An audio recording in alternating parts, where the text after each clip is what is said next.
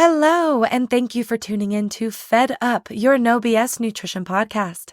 I'm your host, Kayla Marie, certified personal trainer and nutrition specialist, working with clients since 2014. After swimming up diet culture's bullshit stream for so many years, I am fed the absolute up with how miserable it's making people feel when we are supposed to be getting healthier. This podcast is here to help you gain your sanity back so you can stop yo-yoing once and for all and finally learn how to trust yourself so you can enjoy food again without fear or shame while still getting to your health goals. My aim is to teach you how to detect the BS in not just the food and diet industries, but in all realms of life, because I know that, like me, we are all just a little fed up. So without further ado, let's dive into today's episode.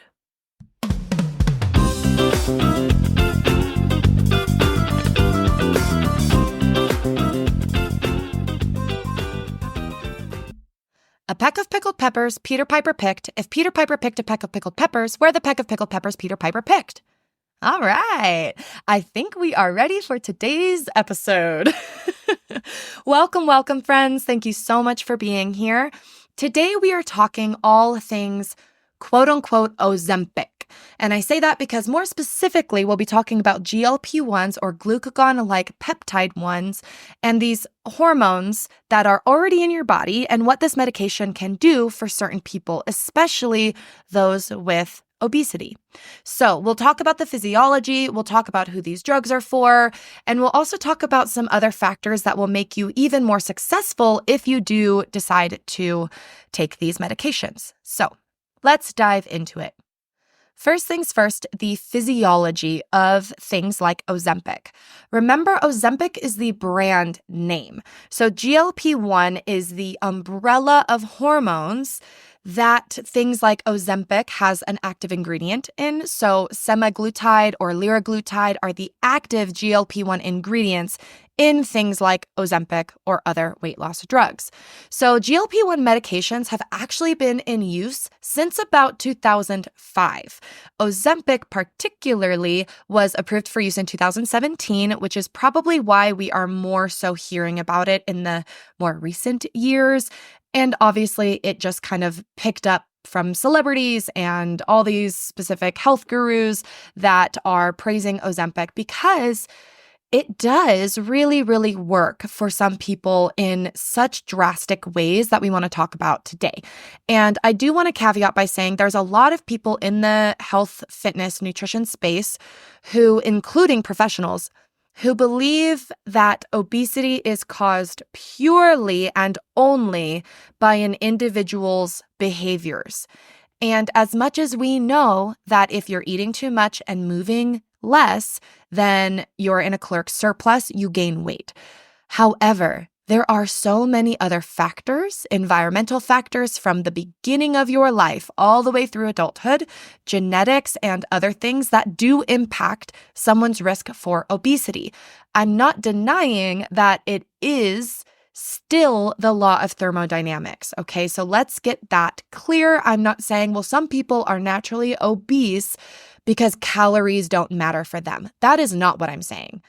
We are talking specifically about obesity because it is a multifaceted disease and condition that goes beyond just your individual control. So I do want to start by saying that you can argue with me as much as you want, or you can believe what you want, but they are seeing more and more that it's not as simple as, well, you just eat too much. That's why you're 300 pounds.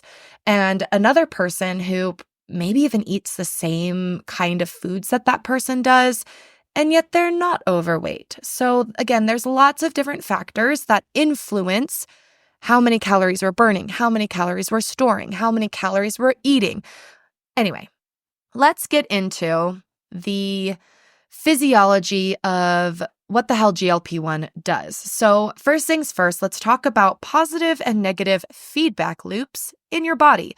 Essentially, everything has a stop and go function to maintain homeostasis, meaning if you are exercising and we are increasing your heart rate via sympathetic nervous system, We also need your parasympathetic nervous system to keep your heart rate down because otherwise it will just keep rising, which is not good, right? So again, we have the start of let's raise your heart rate and then stop, let's bring your heart rate back down. So again, there are all over your body these stop and go functions in order to maintain balance.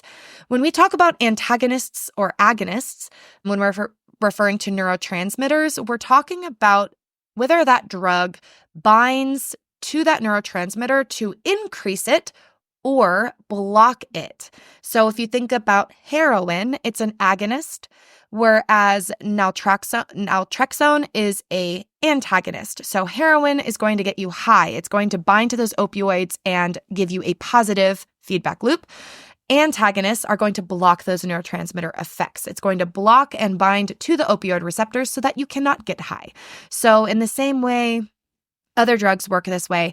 SSRIs, or selective serotonin reuptake inhibitors, I always was a little confused by this because I'm like, wait, it's a serotonin inhibitor. Doesn't that mean it lowers your serotonin? But what SSRIs do is it blocks your nerve cells' reuptake of serotonin. So it stays between the nerve synapses longer, which means it can message to other cells. It basically keeps the serotonin out and about in your brain more and, more longer duration before the nerve cells reuptake and take back that serotonin. So SSRIs work by blocking that reuptake so that your serotonin is out and about in your brain. Caffeine acts as an antagonist, blocking your adenosine receptor. That means caffeine does not actually give you energy. It blocks your feelings of being tired. So anyway, fun facts.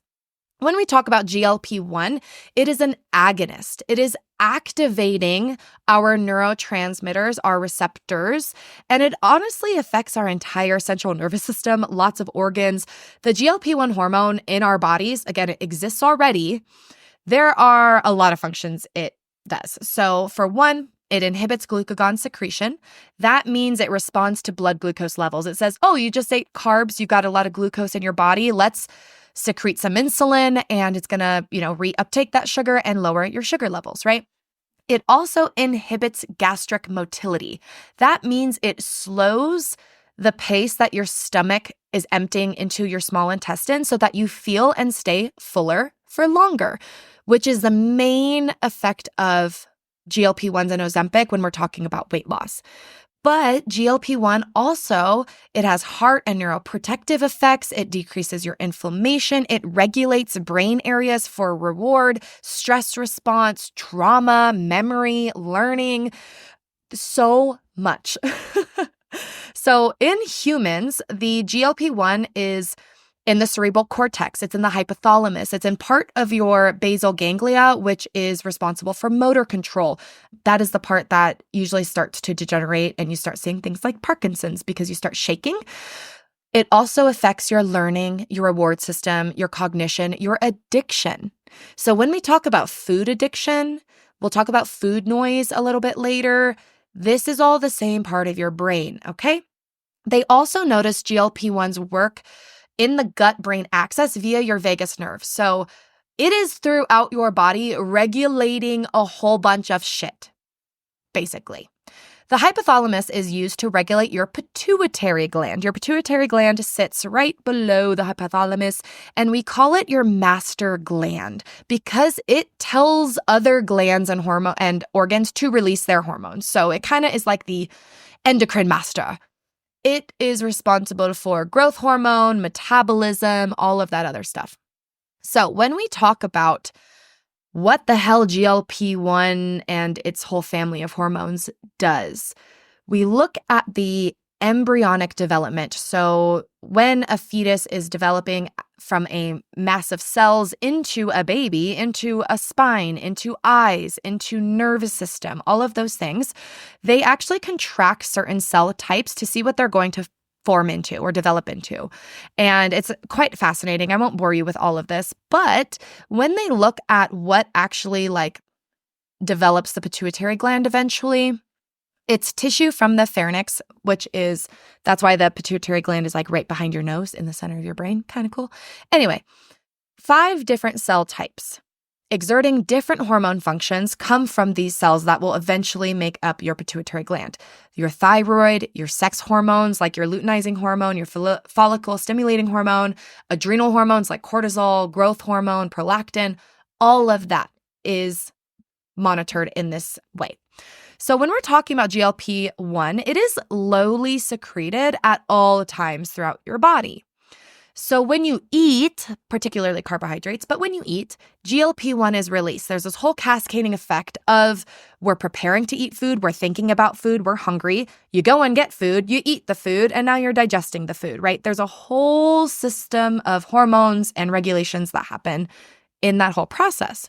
So when you eat and GLP-1 is released, how much released depends on how much food intake and the rate of your gastric emptying. And so something that we talk about a lot with losing weight is increasing your protein intake. One reason we say this is because protein keeps you fuller longer because it's digested in the stomach versus carbohydrates, which are partly digested in the mouth via your saliva. Then they go into the stomach acid, get broken down a little bit more, but they're pretty quickly digested. So you can eat carbs and then you're not that full or you're hungry a little bit later, right? You eat protein and fat, it takes a lot longer to empty out of your stomach and then become hungry again.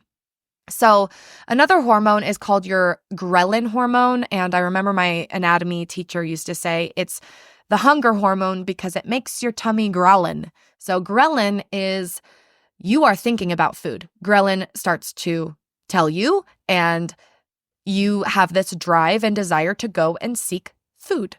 Then when you eat and there's pressure on your stomach, that biofeedback sends messages back to your brain and shuts down that ghrelin hormone so that it's like, oh, we got food, we're not hungry anymore. This is how your body knows what's going on, by the way. It's just responding to chemical and mechanical changes, or physical changes. So again, you eat food, there's literal physical pressure on your stomach muscles that activate a whole a whole messaging cascade back to your brain to say, oh, we've got food, we're good. So GLP-1 is supposed to slow that gastric emptying so that you can regulate your appetite a little better. You know when you're full and you stop eating. So when you have less glucagon secretion, meaning, again, this is a glucagon inhibitor hormone, you have a better insulin response. So that helps to counteract if you do have excess adipose tissue, or again, you're pre-diabetic or you're diabetic. A lot of times we want to look at that insulin response, but that insulin response is affected by your GLP-1. So again, everything has to do with everything here. All right. When we look at most modern weight loss interventions, whether it be a gastric bypass, these different type of medications that we're talking about today, all of that stuff, how they help you lose weight is not by speeding up your metabolism or burning more fat. It's used by helping you reduce your appetite. So when we talk about obesity, a lot of times we just think it's lack of willpower. This person's lazy. This person eats too much and they don't exercise. However, a lot of specialists have pointed out that it isn't as simple because some bodies have this wonky appetite fullness regulation. They have food noise. They have things that people who are at a normal, quote unquote, healthier weight, they couldn't even imagine living in this person's brain or body because they're like, well, it's not that hard. Just eat when you're hungry, stop when you're full, take a walk today. People kind of think it's very simple when we don't fully understand why some people have less GLP-1 response, generally 15 to 20% less of this hormone in their body already, which means that they don't have a proper satiety cue or a fullness cue. When their stomach gets full, it's like their brains and their body cannot tell, so they just keep eating. This is not willpower, mind you. This is feedback from your own body that is not necessarily working well. Now, which came first, the chicken or the egg? Do people with obesity have a decreased GLP-1 naturally already? Or did gaining adipose tissue decrease the effectiveness of GLP-1? Because that's what we see in insulin, is a lot of times with type 2 diabetes, adult onset, it is the adipose tissue, excess fat cells. And this doesn't mean that you're overweight necessarily. You can be what we call quote unquote skinny fat, where again, you have more fat cells and not enough muscle mass to counteract the adipose tissue, interfering with your insulin response. So again, a little bit more complicated than you think. So when you are talking about calories in, calories out, you have a broken metabolism, all of that stuff, again, it's a little more complicated than what you think. It's also a lot harder to track unless you're like in a lab. So you might think you're burning a lot more calories than you are, and you might think that you're eating a lot less calories than you actually are. So again, yes, there is that component of, oh, you're just not being accurate with calories in, calories out. But we're not talking about that today. We are talking about specific people who have this biological, physiological issue with their feedback responses, with their bio, whatever you want to call it, it's not functioning the best way, okay? So there are lots of things that this can be impacted by. Stress, and this could be stress as a child, stress as an adult, mental stress, physiological stress. There's a lot of different types of stress. It also has to do with access to highly palatable foods, and stress makes you want to eat more of those things: sugar, fat, greasy foods, right? You also might have metabolic adaptation, or you are conserving energy because you've yo-yoed for years. So when you weight cycle, lose weight, gain weight, lose weight, gain weight, your body learns to conserve more energy and burn less over time. That impacts our metabolism. And then also a lot of people don't realize that over time, you do slowly increase your portion sizes, especially because like serving sizes have increased even when you go out to restaurants. But you end up decreasing your activity over time. Even me as a trainer, 30 years old, I am a lot less active than I was at 22. It is just a different lifestyle, different phases of life, different seasons. It's going to happen, right? But you also have these other components of people with obesity might struggle with what we call food noise. They're constantly thinking about food, even when they're trying not to, even when they're dieting, even when they try to let it go. It's like you're eating and you're still thinking about what you're going to eat next. And they can't, again, you don't have the feedback to tell when you're hungry or when you're full. It's just constant, I need to eat food. And so something that a lot of people notice when they start taking Ozempic is the food noise drastically diminishes, and they are able to eat 3 meals a day or like a regular amount of food and then move on with their life. And again, if you have not struggled with food noise, you don't really know what this means. You're like, well, again, why can't they just like discipline themselves? It is an entirely different biological drive that some people have that you won't be able to relate to. If you have food noise, you're like, oh my God, I know exactly what you're talking about. I'm eating dinner thinking about what I'm going to eat next. And then when I'm not eating, even when I'm full, I'm still thinking about eating. And again, there's lots of different stories that you can Google food noise and like just read through Reddit. And I've had clients that have had like, gastric bypasses or other types of weight loss interventions. And they say, oh my gosh, my food noise has decreased and I didn't even know that I had that. But all of a sudden, I notice a difference in my thought processes, in my mindset, in how I'm just moving throughout my day, not thinking about food. Interesting. So who is Ozempic good for? Is this just like, oh, I want to lose my postpartum weight. I want to lose 10 more pounds. I want to tone up. No. 3 types of adults are really approved for GLP-1 use. Type 2 diabetics, adult onset meaning, if your BMI is over 30, or if your BMI is like 25 to 30, meaning you're overweight, but you have obesity-related health conditions like a cardiovascular disease or something like that, those are the people that are approved. Now, you might be like, this is kind of frustrating because insurance will not approve you for Ozempic, example, if your BMI is not 30. So I've heard horror stories where doctors will tell their patients, go and gain 10 more pounds, and then your insurance will approve this. Okay, so many problems with that. But in general, we want to look at, these are people who do struggle with obesity, with food noise, and they have severe health conditions that are associated with that obesity. I also have known clients that, again, they're overweight, but they don't really have food noise. Maybe they've never really even attempted weight loss. So again, Ozempic and these drugs can be really beneficial and helpful for a lot of people, but it can be a little bit tricky in how you qualify. And also 10 to 15% of people might be what they call non-responders. So, and non-responders mean like you didn't lose 5% or more of your body weight when they expect you to. So with GLP-1 medications, it's kind of this, okay, well, we expect you to lose this amount of weight, blah, blah, blah. First things first, if you have more weight to lose, you will lose more. That is across the board. If you get a gastric bypass or if you just make lifestyle modifications, if you have 100 pounds to lose, the first 70 will be a lot easier than the last 30. Take it like that. Or if you are somebody, again, who has 100 pounds to lose versus somebody else who only has 10 or 20 pounds to lose, 10 or 20 pounds to lose is actually a lot harder than 100 pounds.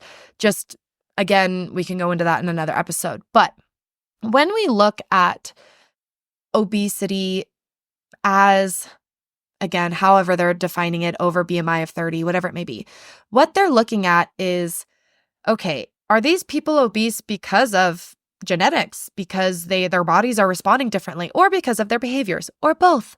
It's definitely both. Environment and nature all have to do with each other.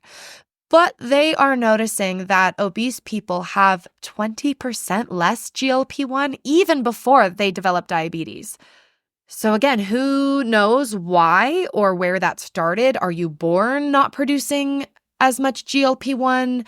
Are you, as a child, is there different environmental impacts for this? Who knows? There's genetic differences, previous weight loss that affects people's current weight loss when they're on the drugs. Like, there are so many factors. So please do not get worked up on, the black and white of this, because there's a lot of gray area. A lot of people don't see any changes for 2 to 6 months, or they hit month 4, they haven't lost a single pound, and then all of a sudden they start losing weight. That's pretty common for, again, across the board weight loss interventions. Maybe you don't lose weight the first month and then you start losing weight. Or you might lose a bit of weight at first and then you plateau. Again, these are all very normal responses, whether taking medication or just making lifestyle changes. But they have shown, regardless of if you're taking this drug or not, people will be more successful if they combine it with lifestyle factors.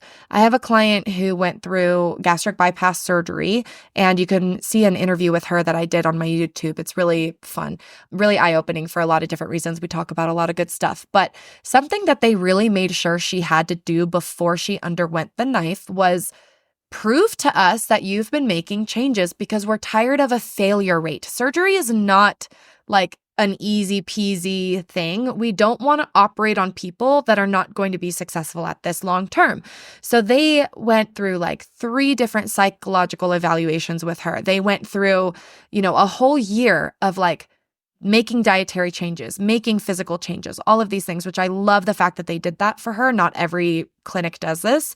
And so you have people that go under the knife, or they get on Ozempic, or they do some major drastic weight loss intervention, but they don't learn how to eat better, how to move their bodies better, how to reduce their stress, how to improve their sleep, because all of those things are going to make the medication, 1, work better, and 2, keep the weight off long term, whether or not you're taking that medication long term.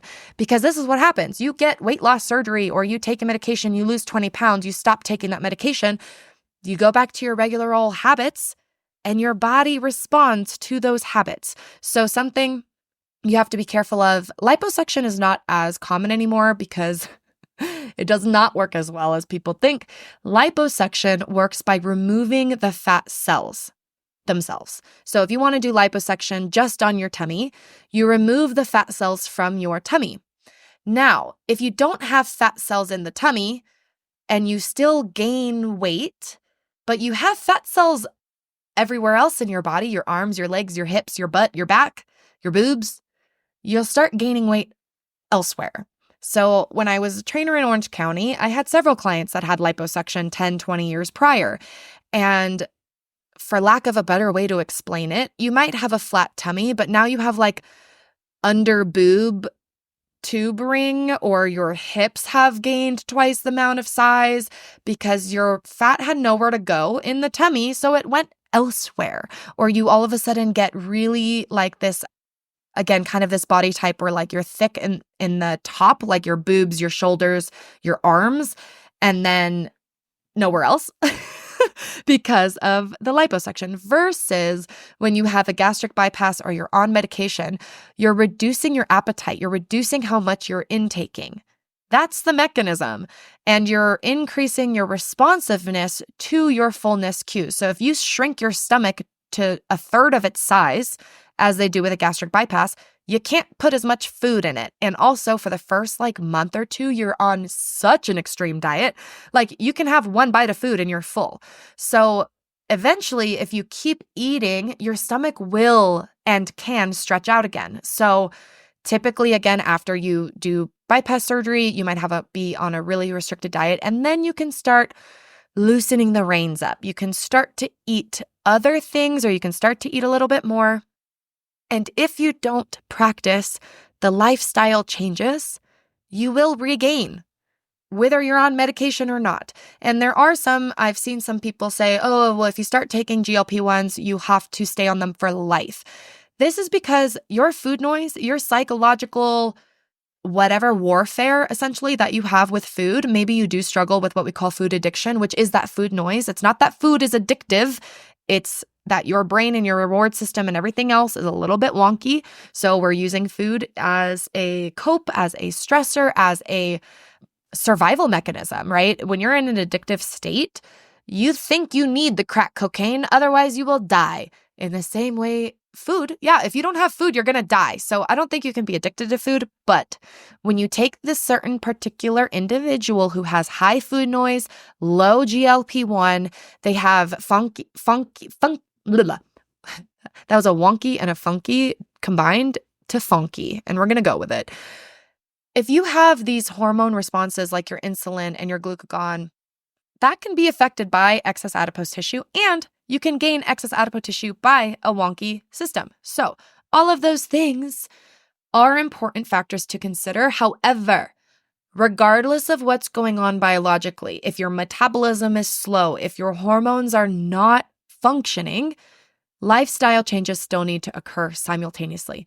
It's going to help keep the weight off. It's going to help actually work a lot better. And when you read things, again, this is just anecdotal, but if you read Reddit, people that are struggling to see any changes when they're on Ozempic, usually they're like, well, I've been on Ozempic for 2 days. Why haven't I lost weight? Your body doesn't know it's even in a deficit in 2 days, okay? Give it a couple weeks. Other people end up saying things like, okay, well, right when I started tracking my calories and I started walking more and I started sleeping better. So I've lost 50 pounds in 2 months. Versus somebody else who's like, well, I'm taking this medication, nothing's working. Okay, if you're taking the medication, you can't just still sit on your arse. Like you might end up eating a little bit less, losing a little bit of weight.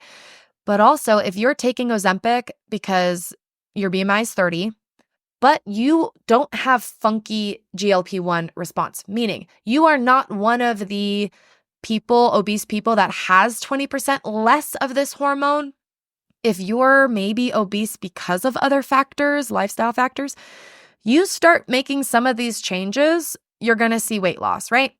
If you take this medication and you didn't need the excess GLP-1, it's not going to do anything. So this is my theory when it comes to what we call non-responders, because they're showing about 10 to 15% of people are non-responders. They take the GLP-1s, they don't lose weight. Like what happened? I think, again, there's more things that are coming out with this, but my belief is maybe these people already have adequate GLP-1 response. Adding more doesn't do anything. They need a different approach, okay? So we have all of that science that shows what actually works. Oh, we increase the GLP-1. These people eat less. They end up reducing their food noise and the food addiction, blah, blah, blah. If you're overweight and you don't have those issues, your obesity might be caused by other things. So not everybody's the same. And that doesn't mean you're broken even more or that the medication doesn't work. Nothing like that. It's just in the same way that some medication works for some people, this is the same thing. So I always like to explain it like ADHD. If you take Adderall and you don't have ADHD, you're like, holy crap, right?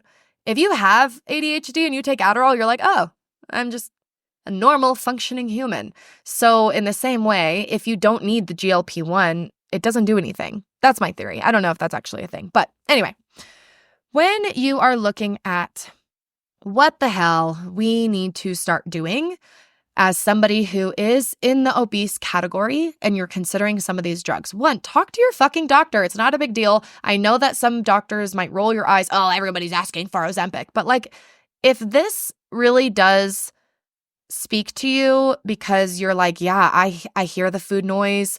I, have attempted some other methods and nothing's really working. This could be a really viable option for you. And again, it's not just, oh, it's a vanity reason for losing weight. This GLP-1 is an essential hormone for a lot of things in your body. It has protective effects for your heart, for your brain, and your stress and trauma response, and how, again, maybe trauma influences people's risk for food addiction. I don't know. There's a lot of things that we need to look at to really understand how this could work or not work for people. But it's pretty hopeful. And I think as a trainer, as a nutritionist, I have been in the bodybuilding gym world for a while, and there are a lot of people who don't understand. Obese people are not necessarily lazy. For one, I know a lot of skinny ass people that are lazy as fuck. I know a lot of skinny people who do not eat well, who do not exercise, who smoke, who drink. Are they any healthier than someone who's 300 pounds? Not necessarily. They're actually showing that, again, those lifestyle factors, being sedentary, smoking, drinking alcohol, being stressed out all the fucking time, not regulating your stress enough. Those are all factors that are drastically impacting your health. I have no problem with someone using medication or even a weight loss surgery to help them make better choices. This is not like, oh, just take this medication and then you can just keep being a fat, lazy sons of a bitch. No, this is take this medication so that you can stop thinking about food and start thinking about exercising. Or you can stop thinking about food and craving these really high palatable foods like McDonald's, like ice cream, like sweets and fried foods, right? And you can actually have the patience and the discipline, so to speak, and the I guess you can call it willpower, but the mindset to go home and cook dinner. If you have a ton of food noise and these huge, strong cravings that you think is just because you're something wrong with you, something could actually be wrong with you where your biological drive is eat all the calories because of something else going on. And I don't think this is everybody, but I do think that this qualifies a lot of people, and it really can help them have the tools to make lifestyle choices. I say the same thing with SSRIs and with ADHD medication and with antidepressive medication, all of those things. You can take antidepressants, you can take anti-anxiety meds, you can even take ADHD medication. But if you're not practicing and being intentional, you can kind of keep ignoring it and the medication might help a tiny bit. So I take a non-stimulant ADHD medication called guanfacine. And guanfacine will not make you feel like you're on a drug, right? It doesn't give you, oh my God, I have all this motivation to do stuff today. How guanfacine works is it kind of works on the neurotransmitters, but it helps with emotional regulation. It helps with, I guess I can just base it off of that real quick. So I didn't realize that I had a tendency to really ruminate on pretty terrible graphic things. And I was like, I can't snap out of this. I'm imagining my own funeral, like everyone I love is going to die. And guanfacine, just like I noticed, like, oh my God, I haven't really thought about that in a couple weeks.